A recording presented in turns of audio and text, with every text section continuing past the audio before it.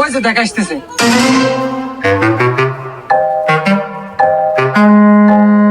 কি রে, ওর সাথে ওই ছেলেটা কেডা?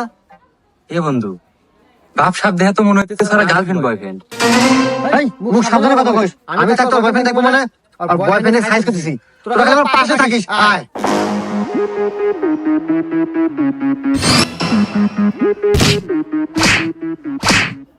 এই, তুই জানোস না এই জিনিস আমার নজরে পড়ছে, তার মানে আমার।